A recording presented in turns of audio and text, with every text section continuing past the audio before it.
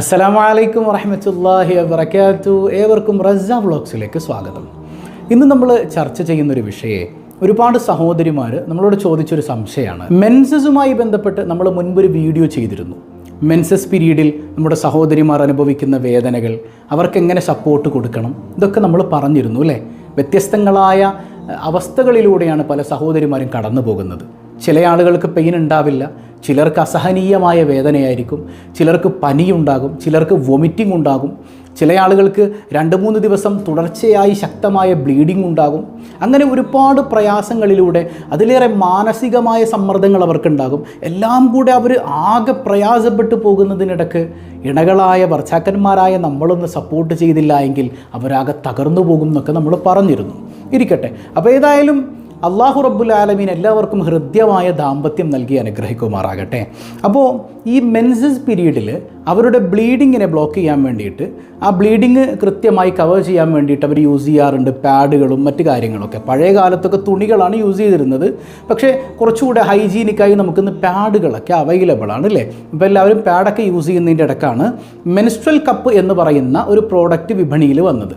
എന്താണ് menstrual cup? അതൊരു കപ്പാണ്, നമുക്ക് കാണാൻ പറ്റും. അത് സിലിക്കോൺ കൊണ്ടുണ്ടാക്കിയത്, മറ്റു പല മെറ്റീരിയലൊക്കെ യൂസ് ചെയ്യുന്നുണ്ട്.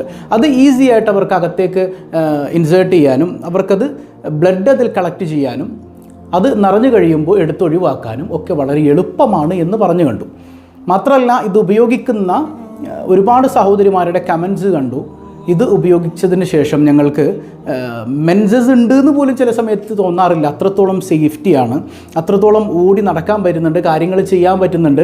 പാഡ് വെക്കുമ്പോൾ വല്ലാത്ത ഇറിറ്റേഷനാണ്, അവിടെ ഫംഗസ് ഉണ്ടാകുന്നുണ്ട്, ഇൻഫെക്ഷൻ വരുന്നുണ്ട്, ഒരുപാട് പ്രശ്നങ്ങളുണ്ട് എന്നുള്ളതാണ്. അപ്പോൾ ഇതിൻ്റെ മതപരമായ വിശദീകരണം എന്താണെന്ന് പല ആളുകളും ചോദിച്ചിരുന്നു. അപ്പം ഞാൻ അന്വേഷിച്ചപ്പോൾ എനിക്ക് മനസ്സിലായൊരു കാര്യം എന്താണെന്ന് വെച്ചാൽ, യഥാർത്ഥത്തിൽ ഫിഖഹിൻ്റെ ഉലമാക്കളൊക്കെ ഈ പാഡ് പോലെ പഞ്ഞി പോലെയുള്ളത് വെക്കാൻ പറയുന്നത് എന്തിനാണെന്ന് വെച്ചാൽ, ആ രക്തം പുറത്തേക്ക് വരുന്നതിനെ തടഞ്ഞു നിർത്തുക എന്നുള്ള ഉദ്ദേശത്തിൽ തന്നെയാണ് നമ്മൾ പാഡും കാര്യങ്ങളൊക്കെ യൂസ് ചെയ്യുന്നത്. അപ്പോൾ അതേ ഉദ്ദേശത്തിലാണല്ലോ നമ്മൾ മെൻസ്ട്രൽ കപ്പും യൂസ് ചെയ്യുന്നത്. അതുകൊണ്ട് അത് ഉപയോഗിക്കുന്നതിന് ഇസ്ലാമിൽ ഒരു വിരോധവും ഇല്ല എന്നാണ് എനിക്ക് മനസ്സിലായിട്ടുള്ളത്. അപ്പോൾ നിങ്ങൾക്ക് ധാരാളമായത് യൂസ് ചെയ്യാം. പിന്നെ എപ്പോഴാണ് ഉപയോഗിക്കാൻ പറ്റാതെ വരുന്നതെന്ന് വെച്ചാൽ, ഇസ്തിഹാലത്തിൻ്റെ സമയത്ത് നമുക്ക് റമദാനിലൊക്കെ നോമ്പ് പിടിക്കേണ്ടി വരും. ഇസ്തിഹാലത്ത് എന്ന് പറഞ്ഞാൽ അത് ഹൈലും അല്ല നിഫാസും അല്ല. അതല്ലാതെ അതിൻ്റെ സമയം കടന്നു വരുമ്പോൾ രോഗരക്തം വരാറുണ്ട് അല്ലേ. അതും ഈ സെയിം ഹൈല് ഉണ്ടാകുന്ന അതേ ഭാഗത്തു നിന്ന് തന്നെ വരുന്ന രക്തം തന്നെയാണ്. എന്നാൽ പോലും അത് ഹൈലോ നിഫാസോ ഒന്നുമല്ല, അത് പറയുന്ന ഇസ്തിഹാലത്താണ്. അതിൻ്റെ മറ്റ് വിശദീകരണങ്ങളൊക്കെ നിങ്ങൾക്ക് അറിയുന്നത് തന്നെയാണ്. അപ്പോൾ ഇസ്തിഹാലത്താകുമ്പോൾ നമുക്ക് എന്ത് ചെയ്യണം? നോമ്പ് പിടിക്കണം, അതുപോലെ തന്നെ നിസ്കരിക്കണം. അപ്പോൾ നമ്മൾ ആ സമയത്ത് മെൻസ്ട്രൽ കപ്പ് കയറ്റി വെക്കുകയാണെങ്കിൽ ഉള്ളിൽ നിന്ന് ഒന്നകത്തേക്ക് കയറി കഴിഞ്ഞാൽ നോമ്പെന്താകും?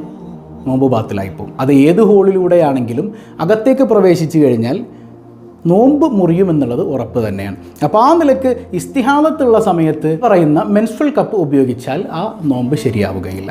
അപ്പോൾ ആ സമയത്ത് നമുക്ക് പാഡ് യൂസ് ചെയ്യാം, ആ സമയത്ത് നമുക്ക് തുണി പോലുള്ള കാര്യങ്ങളൊക്കെ യൂസ് ചെയ്യാവുന്നതാണ്. പക്ഷെ അല്ലാത്ത സമയത്ത്, സാധാരണ ഹൈദോ നിഫാസ് ഉള്ള സമയത്ത് നമുക്ക് മെൻസ്ട്രൽ കപ്പ് ഉപയോഗിക്കുന്നത് കൊണ്ട് ഒരു വിരോധവുമില്ല. അപ്പോൾ എല്ലാവർക്കും അല്ലാഹു ബറക്കത്ത് ചെയ്യട്ടെ. അസ്സലാമു അലൈക്കും വറഹ്മത്തുള്ളാഹി വബറകാതുഹു.